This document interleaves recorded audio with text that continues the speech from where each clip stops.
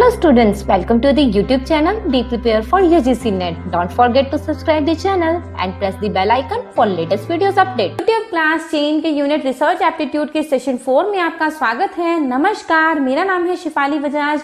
मैं आपको प्रोवाइड करवा रही हूँ NT-NET paper 1 and paper 2 commerce से related daily free of cost classes. और आज हम जिस टॉपिक के ऊपर बात करने वाले हैं वो है यूनिट रिसर्च एप्टीट्यूड से। और ये जो टॉपिक है आपका रिसेंटली एडेड टॉपिक है। दैट मीन्स जब आपका जो लास्ट सिलेबस अपडेट हुआ था उस टाइम पर इस टॉपिक को ऐड किया गया था। और इस टॉपिक से रिलेटेड क्वेश्चंस भी आपको 101% आपको एग्जाम के अंदर मिल जाते हैं। जो टॉपिक है वो है application of ICT in research. That means research work के अंदर हम आईसीटी को किस तरीके से अप्लाई कर सकते हैं, इसके ऊपर जो है वो क्वेश्चंस आते हैं। इसके अंदर जो क्वेश्चंस आते हैं वो इस तरीके से आपसे पूछे जाते हैं। आपको डिफरेंट एप्स का, डिफरेंट वेबसाइट्स का नाम दिया जाता है और पूछा जाता है कि ये वेबसाइट आपके रिसर्च वर्क के अंदर किस तरीके से हेल्प करती है। तो यहाँ पर हम जो है इस पूरी जो प्रोसेस है इसको अलग अलग पॉइंट्स के अंदर जो है डिवाइड करके बात करने वाले हैं। दैट मीन्स हम किस तरीके से प्री डाटा एनालिसिस के अंदर जो है रिसर्च वर्क के अंदर आईसीटी को अप्लाई करेंगे, कैसे हम डाटा एनालिसिस के दौरान इसे अप्लाई करेंगे और कैसे हम पोस्ट डाटा एनालिसिस के लिए आईसीटी को अप्लाई करेंगे। तो इसके ऊपर हम टोटली डिफरेंट टाइप्स ऑफ जो रिसर्च स्टेजेस हैं उसके ऊपर हम बात करेंगे कि कब कब हमारा आईसीटी किस किस तरीके से जो है वो अप्लाई किया जाता है। वीडियो को शुरू करने से पहले मैं आपके लिए लेकर आई हूँ एक अपडेट जो कि आ रहा है अनअकैडमी की तरफ से। क्योंकि एक अनअकैडमी स्पॉन्सर्ड वीडियो है तो आपका ज़्यादा टाइम ना लेते हुए जल्दी से चलते हैं इस अपडेट पर। अनअकैडमी जो है वो हो सकता है आपके लिए perfect study partner anti UGC net preparation के लिए। क्योंकि यहाँ पर आपको प्लस सब्सक्रिप्शन का एक्सेस मिल जाता है। इंडिया के बेस्ट एजुकेटर्स जो है यहाँ पर आपको क्लासेस प्रोवाइड करते हैं, लाइव क्लासेस प्रोवाइड करते हैं, लाइव टेस्ट और क्विजेस आपके कंडक्ट किए जाते हैं यहाँ पर। उसी के साथ स्ट्रक्चर्ड कोर्सेज और पीडीएफ और उसी के साथ आपको personal coach, study planner, study booster sessions, dedicated doubt clearing sessions, preparatory study material, unlimited practice, structured courses और एसओपी और इंटरव्यू की प्रिपरेशन भी आपको यहाँ पर करवाई जाती है। और इसी के साथ आपके हर मंडे जो है एंटी यूजीसी नेट के लिए आपके नए नए बैचेस शुरू होते रहते हैं, जिसके अंदर आ जाता है complete MCQs batch, excellence batch and MCQs batch, जो कि आपके दोनों लैंग्वेजेस के अंदर होते हैं, इंग्लिश और हिंदी। तो आपको जो है इसके अंदर सब्सक्रिप्शन लेने के लिए क्या करना होगा, अपनी ऐप पर जाकर गेट सब्सक्रिप्शन के ऊपर क्लिक करना होगा। उसके बाद आपके पास सारी डिटेलिंग आ जाएगी, फीस की, चार्जेस की अलग अलग से। उसके ऊपर सेलेक्ट करने से पहले आपको हैव अ रेफरल कोड के ऊपर क्लिक करना है और आपको रेफरल कोड लगाना है SHAFALI NTA शिफाली NTA, जिससे आपको मिल जाएगा 10% डिस्काउंट आपकी अनअकैडमी की फीस के अंदर। इसी के साथ एक और अपडेट जो है वो अनअकैडमी फ्री प्लेटफॉर्म से आ रहा है आपके लिए। यहाँ पर डॉक्टर शशि के शर्मा जो कि बेस्ट साइंटिस्ट अवार्ड हासिल कर चुके हैं 2018 में। इसी के साथ उनके पास 22 ईयर्स का एक्सपीरियंस है रिसर्च फील्ड के अंदर। ये जो है वो डिस्कशन के लिए आ रहे हैं 14 Feb at 2 PM। टोटली ये फ्री ऑफ कॉस्ट आपका फ्री प्लेटफॉर्म पर आपको अवेलेबल हो रहे हैं। इसे अनलॉक करने के लिए आपको लगाना होगा मेरा रेफरल कोड SHAFALI NTA। इसी के साथ आप इसे फ्री ऑफ कॉस्ट जो है वो अनलॉक कर पाओगे, इसे अटेंड कर पाओगे। और ध्यान रखिएगा 10% डिस्काउंट जो आपको यहाँ पर अभी आपको मिल रहा है रेफरल कोड के थ्रू, जो कि आपको मैं प्रोवाइड करवा रही हूँ, वो कुछ ही दिन के लिए बचा है। तो जल्दी से इस रेफरल कोड को अप्लाई करके 10% डिस्काउंट हासिल कर लीजिए। रेफरल कोड है SHAFALI NTA। ओके, तो लेट्स स्टार्ट टुडेज टॉपिक। जब भी हम आईसीटी का यूज करते हैं रिसर्च वर्क के अंदर तब हम इसे ई रिसर्च का नाम दे देते हैं। ये जो है वो रिसर्चर को हेल्प करता है बहुत से डिफरेंट फीचर्स के साथ। इसके थ्रू जो रिसर्चर है वो लार्ज स्केल पर डाटा कलेक्ट भी कर सकते हैं, उसे स्टोर भी कर सकते हैं और हाई स्केल यहाँ पर कंप्यूटिंग रिसोर्सेज भी यहाँ पर प्रोवाइड हो जाते हैं इंटरनेट के थ्रू। इसी के साथ एनालिसिस, मॉडलिंग और विजुअलाइजेशन में भी ये रिसर्चर की हेल्प करता है। और इसके अंदर एडवांस डिजिटल टेक्नोलॉजी का यूज किया जाता है रिसर्च को सपोर्ट करने के लिए। हम ये कह सकते हैं कि रिसर्च जो है वो एक्चुअली हमारी पॉसिबल ही नहीं है इंटरनेट के बिना। बिकॉज यहाँ पर अगर हम बात करें लिटरेचर रिव्यू की तो आपको पता है लिटरेचर जो है वो बहुत बड़ा होता है, बहुत वास्ट लेवल पर होता है। तो इसे डाउनलोड करना, इसे देखना कि कितना जो है अभी तक इसके बारे में रिसर्च हो चुकी है, उसकी सारी डिटेल जो है वो आपको इजिली मिल जाता है थ्रू द इंटरनेट। उसी के अलावा यहाँ पर ई क्वेश्चनर की बात हो, गूगल क्लाउड की बात हो, एनालिसिस की बात हो और आपको यहाँ पर रिसर्च रिपोर्ट भी यहाँ पर आपकी ऑनलाइन तैयार हो जाती है। इसी के साथ गूगल स्कॉलर्स के थ्रू आपको डिफरेंट अलग अलग जो है वो रिसर्च वर्क्स भी मिल जाते हैं रिसर्च गेट के थ्रू, जैसे कि, और आपको यहाँ तक कि प्लेजरिज्म को चेकआउट करने के लिए भी आपके रिसर्च वर्क बहुत ज्यादा, आपके जो इंटरनेट जो है वो रिसर्च वर्क के अंदर बहुत ज्यादा हेल्पफुल हो सकता है। तो देखा जाए तो आपके हर लेवल पर, हर एस्पेक्ट पर जो है वो इंटरनेट यूज हो रहा है रिसर्च वर्क के अंदर। अब हम इसे अलग अलग से समझने की कोशिश करते हैं कि किस लेवल पर कौन कौन सी अलग अलग वेबसाइट्स हैं, किस किस तरीके से वो आपकी वेबसाइट आपको हेल्प करती है। तो अब हम इसे समझते हैं डिटेल के अंदर। अगर आपको कहीं पर भी कुछ डाउट हो तो उसके लिए आप कमेंट बॉक्स के अंदर कमेंट कर सकते हो। ओके, तो अब हम बात करते हैं अपने फर्स्ट स्टेज की, जिसके अंदर हम पढ़ने वाले हैं application of ICT in pre data analysis. That means हमारे डाटा एनालिसिस की स्टेज पर पहुंचने से पहले आईसीटी हमारे किस किस काम आता है। जब हम डाटा एनालिसिस की स्टेज पर पहुंचते हैं उससे पहले हमारे अलग अलग स्टेप्स होते हैं। दैट मीन्स हमारा होता है काम लिटरेचर रिव्यू करना, देन हमारा कंटेंट को सर्च करना, हमारे लिटरेचर को ट्रैक करना और डाटा कलेक्शन करना।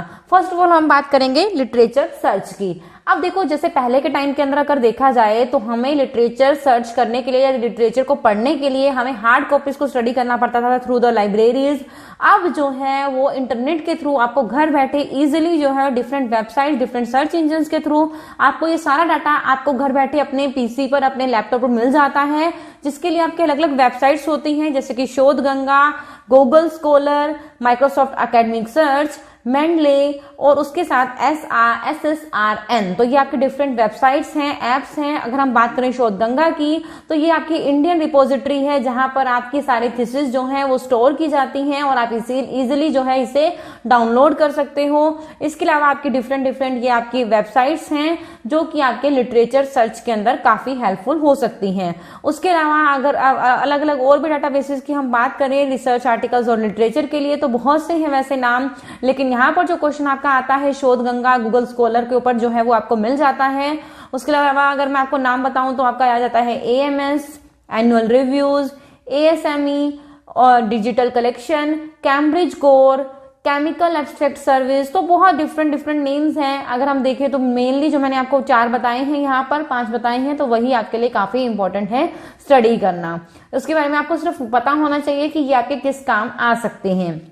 उसके बाद अगर हम बात करें कंटेंट सर्च की, तो कंटेंट सर्च के अंदर आप जानते हो आजकल के टाइम में जो रिसर्चर्स हैं वो सॉफ्ट कॉपी के थ्रू जो है वो स्टडी करते हैं, और जो स्टडी करते हैं उसके अंदर क्या करते हैं कि वो कुछ कीवर्ड्स या फ्रेजेस के थ्रू जो है वो इजीली डाटा को कलेक्ट कर सकते हैं, डाटा को सर्च कर सकते हैं।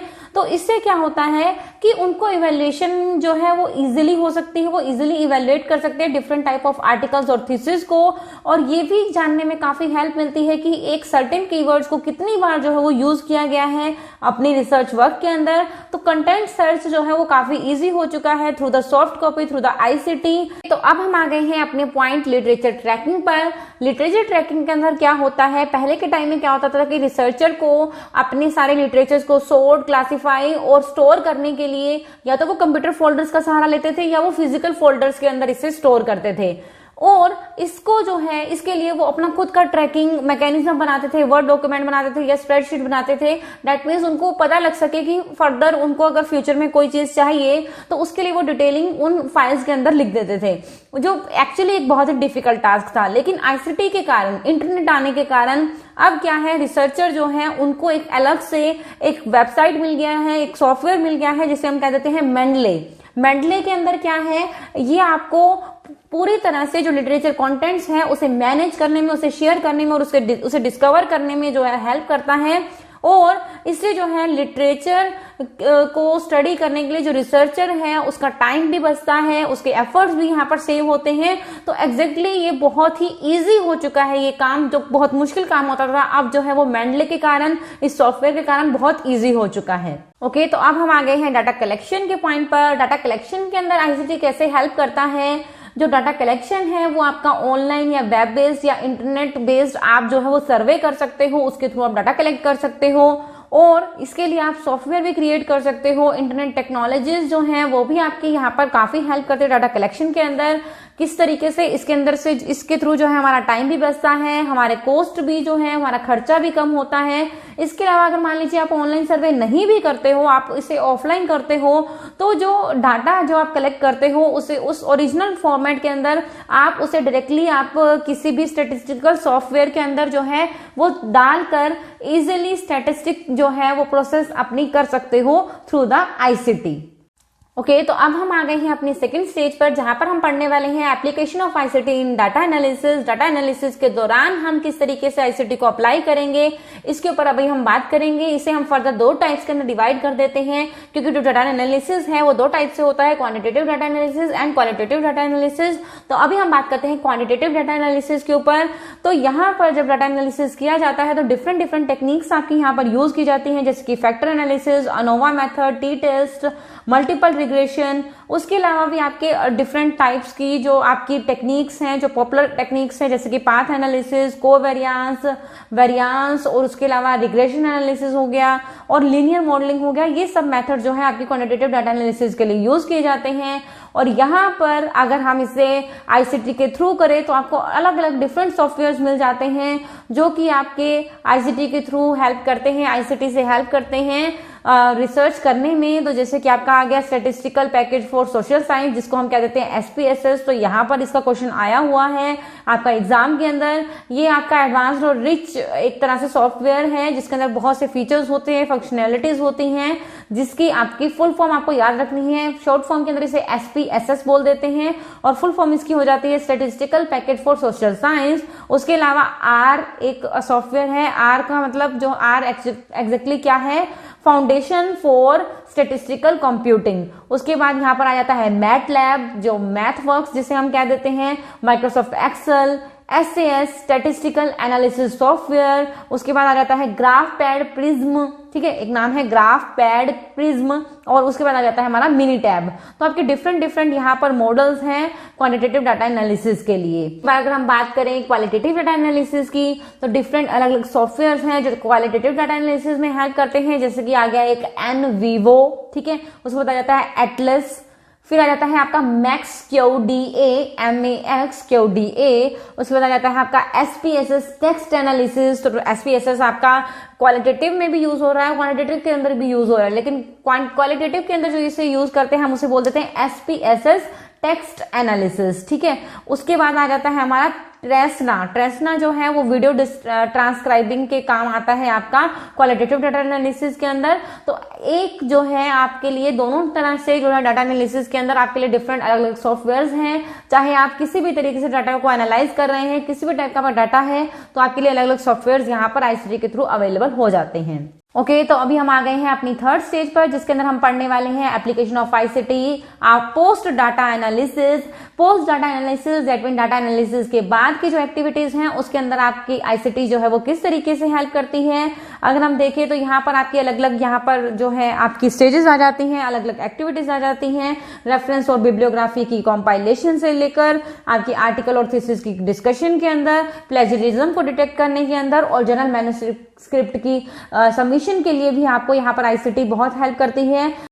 ओके, तो रेफरेंसेस और बिब्लियोग्राफी कंपाइलेशन के ऊपर अगर हम बात करें तो यहाँ पर जो रिसर्चर है पहले के टाइम पे क्या करता था कि मैन्युअली जो है वो सारे रेफरेंसेस बिब्लियोग्राफी को कंपाइल करता था, देन उसे जो है सेक्शन बाय सेक्शन उसे अलग अलग असेंडिंग ऑर्डर में उसे सॉर्ट करता था। अब जो है इसके लिए आपके रेफरेंस मैनेजमेंट सॉफ्टवेयर आ गए हैं जो रिसर्चर को हेल्प करते हैं साइटेशंस को लिखने में, और उसी के साथ उसे जो है वो सॉर्ट आउट भी कर देते हैं। तो इस टाइप के जो सॉफ्टवेयर्स हैं वो एक्चुअली रिसर्चर की इससे एफिशिएंसी इंक्रीज हुई है, उनकी एक्यूरेसी जो है वो बनाने के लिए आर्टिकल और थीसिस लिखने में उनकी एक्यूरेसी है उसको बढ़ावा मिला है।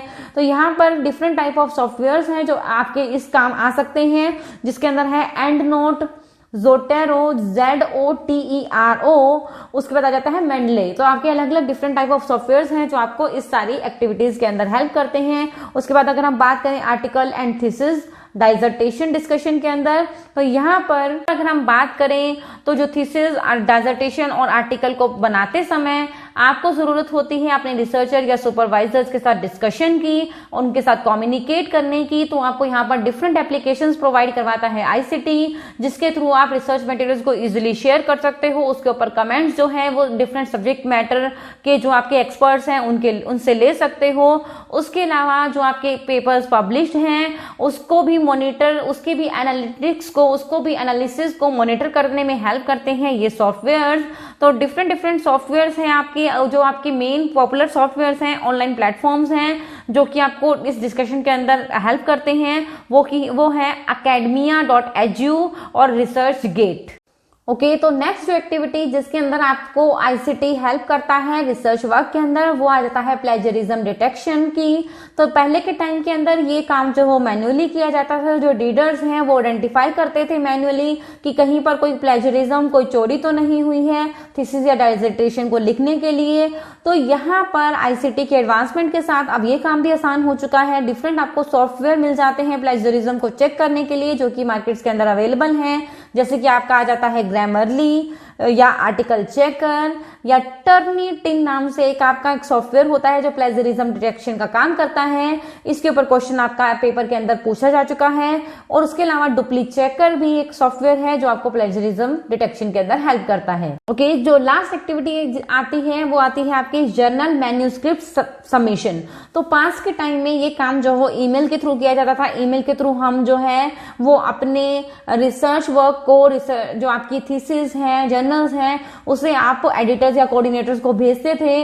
अब वेब बेस्ड जो आपकी जर्नल मैन्यूस्क्रिप्ट मैनेजमेंट जो सॉफ्टवेयर्स हैं या पीयर रिव्यूड सॉफ्टवेयर्स हैं, उसके थ्रू ये काम बहुत इजी हो चुका है। इलेक्ट्रॉनिकली आपकी जो मैन्यूस्क्रिप्ट है वो सबमिशन हो जाता है और जो रिसर्चर्स हैं, जर्नल्स हैं, पब्लिशर्स हैं, वो उसे जो है कॉमनली यूज कर सकते हैं उन सॉफ्टवेयर्स को। और आपकी जो है इससे आपकी सबमिशन का टाइम बचता है, आपकी पब्लिशिंग के टाइम जो स्टेटस है वो इजीली चेक हो सकता है।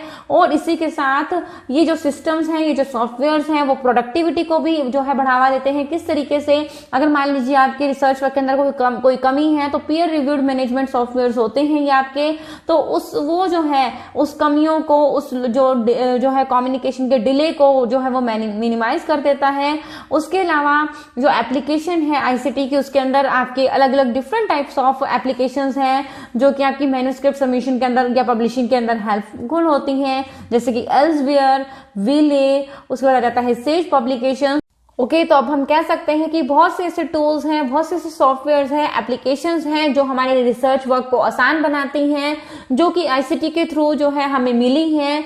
तो ये आपके लिए काफी हेल्पफुल है आईसीटी को अप्लाई करना रिसर्च वर्क के अंदर। होप्स आपको ये वीडियो पसंद आई होगी। अगर ये वीडियो पसंद आई तो इसे लाइक जरूर करना, चैनल को सब्सक्राइब करना मत भूलिएगा और बेल आइकन को प्रेस करना ताकि लेटेस्ट वीडियोस अपडेट जो है वो आपको मिलते रहे। Okay students, bye bye, take care, have a nice day.